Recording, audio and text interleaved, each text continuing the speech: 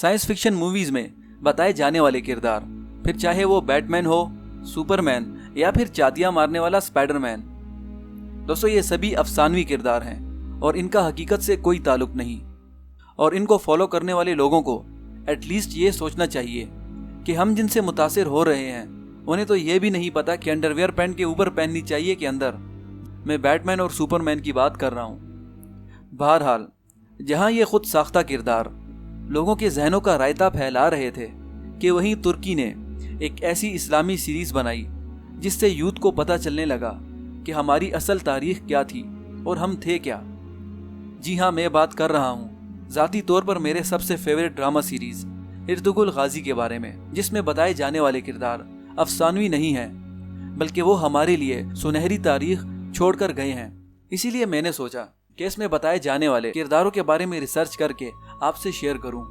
तो चलिए स्टार्ट करते हैं आज की वीडियो।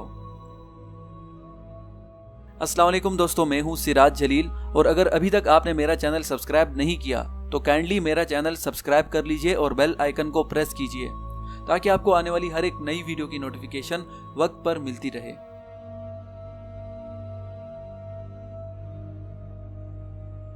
दोस्तों, आपने इस ड्रामे में एक रूहानी चेहरे वाले शख्स को देखा होगा जो इब्ने अरबी का किरदार प्ले कर रहे हैं।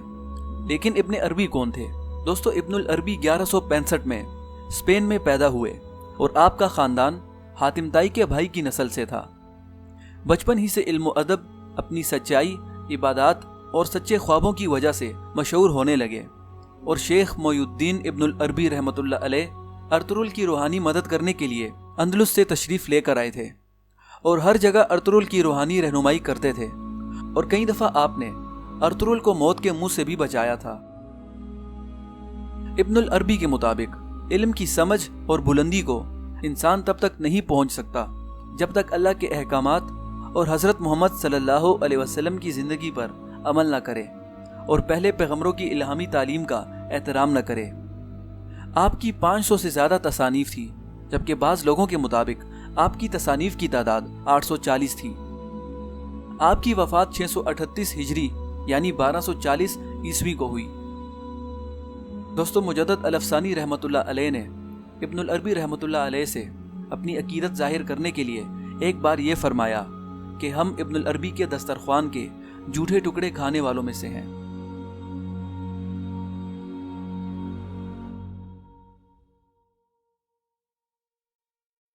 तुर्गुत अलप एक बहादुर और खूबसूरत नौजवान थे जिनके बचपन में ही उनके वालिदैन को मंगोलों ने शहीद कर दिया था।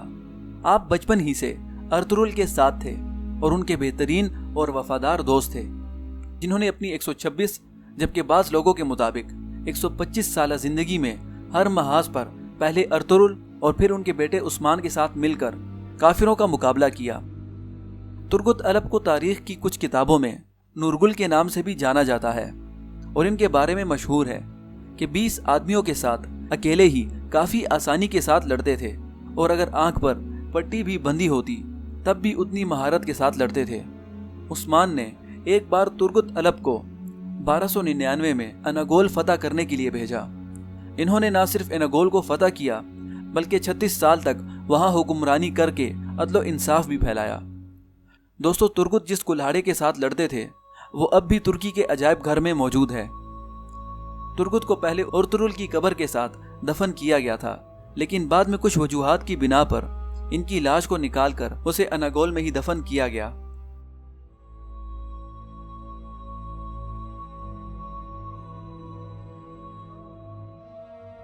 अर्तुरुल ही वो शख्स हैं जिन्होंने सल्तनत उस्मानिया की बुनियाद रखी थी। आपकी पैदाइश 1191 ईस्वी को हुई। दोस्तों, इनका खानदान वस्ती एशिया से आया था। इनके जद्दे अमजद के 12 बेटे थे जिनसे 12 कबीले बने और इन्हीं कबीलों में से एक काई कबीला भी था जिसके पास सबसे बेहतर जंगजू और दानिश्वर थे। अपने वालिद सलमान शाह की वफात के बाद अर्तुरुल कबीले के सरदार बने और अपनी सारी उम्र अल्लाह ताला की राह में जिहाद करते हुए गुजारी। इन्होंने अल अजीज की भी काफ़ी मदद की थी। दोस्तों, मैं आपको बताता चलूँ कि अल अजीज इस्लामी हीरो सुल्तान सलाउद्दीन अयूबी रहमतुल्लाह अलैह के पोते थे। अर्तुरुल ने अल अजीज की मदद के लिए न सिर्फ सलेबी फौजों का मुकाबला किया बल्कि मंगोलों के साथ मुकाबले पर भी कामयाबी हासिल की। इसके बाद अर्तुरुल سوگت نامی علاقے کے حکمران بنے اور بیزنٹائن کے حملوں سے سلجوق سلطنت کی حفاظت کرتے تھے۔ آپ کی زندگی بہادری اور شجاعت کی بہترین مثال ہے۔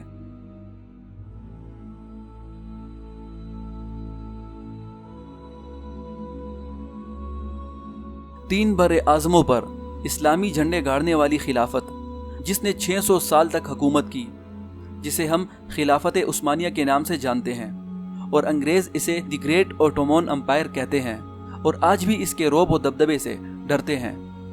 دوستو، خلافت عثمانیہ ارطغرل کے بیٹے عثمان کے نام سے ہی منسوب ہے۔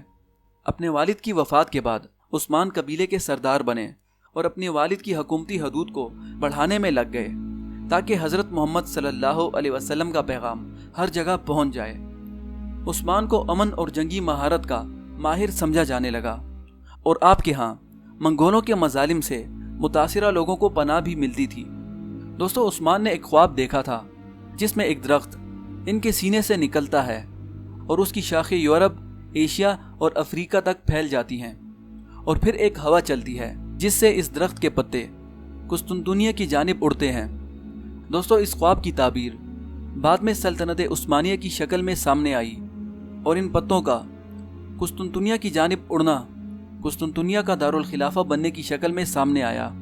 دوستو، عثمان نے بھی اپنے والد کی طرح اسلام کا پرچم ہر جگہ سربلند کرنے میں گزاری۔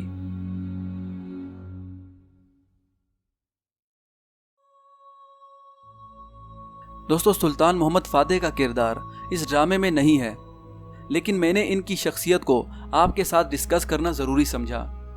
یہ سلطنت عثمانیہ کے 7ویں لیڈر تھے اور سلطان مراد دوئم کے بیٹے تھے۔ دوستو، یہ حافظ قرآن تھے اور اس کے ساتھ ہی آپ نے حدیث اور فقہ کو بھی پڑھا تھا۔ اس کے علاوہ میتھمیٹکس اور ایسٹرونومی کے بھی ماہر تھے، جبکہ زبانوں میں عربی، فارسی، ہیبریو، لیٹن اور گریک سمیت 7 زبانیں بول سکتے تھے۔ اور دوستو، یہ وہی سلطان محمد فاتح ہیں جن کو حضرت محمد صلی اللہ علیہ وسلم نے اپنی حدیث مبارک میں جنت کی بشارت دی تھی۔ تو یہ بات کچھ یوں ہے کہ حضرت محمد صلی اللہ علیہ وسلم نے فرمایا کہ جو کوئی قسطنطنیہ کو فتح کرے گا اس کے لیے جنت کی بشارت ہے۔ دوستو، اسی حدیث مبارکہ کی وجہ سے کافی مسلمان حکمرانوں نے قسطنطنیہ کو فتح کرنے کی کوششیں کی، مگر کسی کو بھی کامیابی نہیں ملی، اور اس عظیم و شان کامیابی کا صحرا سلطان محمد فاتح کے سر پڑا۔ تو دوستو، یہ تھے ہمارے اسلامک ہیروز۔ دوستو، اس ویڈیو کو اپنے دوستوں کے ساتھ بھی شیئر کریے تاکہ وہ بھی اس قیمتی معلومات سے فائدہ اٹھا سکیں۔